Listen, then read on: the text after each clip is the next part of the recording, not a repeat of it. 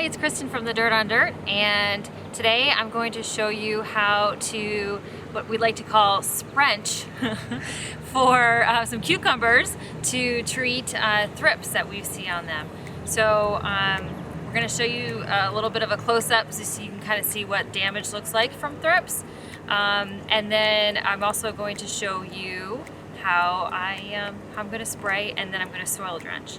So Azasol is a water-soluble powdered neem product. It's an insect growth regulator. And what that means is it's going to keep the insects from feeding, reproducing, and going to the next stage of life. So what that means for the thrips is the ones that are already on the leaf right now, they're not going to be able to go to their next stage of life, or they're going to stop feeding, and so their eggs won't come to term. And what that means for us is that basically we're not going to instantly see the thrip go away. So one of the things we can do is follow up with a Eco 1 garden spray that will give us a knockdown control. But for now, Azasol is really going to be helpful because it's going to help to basically keep the population from growing. And then it will give us some preventative control as well. And that's one of the reasons I'm also going to do a soil drench, is I'm going to really just kind of ensure that the Azasol is getting taken up by the roots and is going to get into the plant. As a spray, Azasol is translaminar.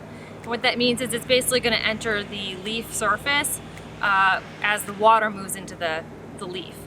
So it can get into the leaf that way, but to give us a little extra insurance, we'll do a soil drench at the end. So I basically already mixed 4 1/4 teaspoons into this quart bottle, and then gave it a nice shake, and I'm gonna spray. When I'm done spraying, whatever I have left, I'm gonna pour into the base of the plant. This is always also good to do when the plants want a little bit of water, when the soil's a little bit dry, and what that's gonna do is basically the roots are gonna want to take the Azasol mixture into the plant.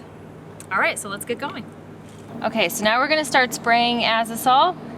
This is just Azasol and water.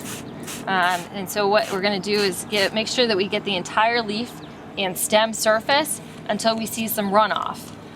What happens is with Azasol is because it's so water soluble, is you do see that the water kind of drip off, which is one of the reasons that, basically it's going to act like water. So it's one of the reasons it's good to mix Azasol sometimes with something that has a bit of a surfactant in it, or an oil that will help spread it onto the leaf tissue.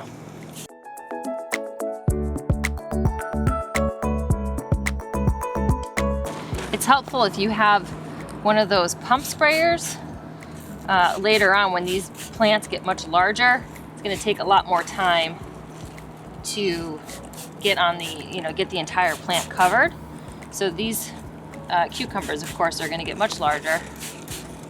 So it might be helpful at that point. We may use a hand pump sprayer so we can get better coverage. It's more of a, you can adjust the way the nozzle sprays. Lastly, I'm going to pour the solution into the soil so the roots can absorb the product, and any insects that eat or pierce the leaf tissue will be controlled. I'll need to do this again in 7 to 14 days to protect new growth.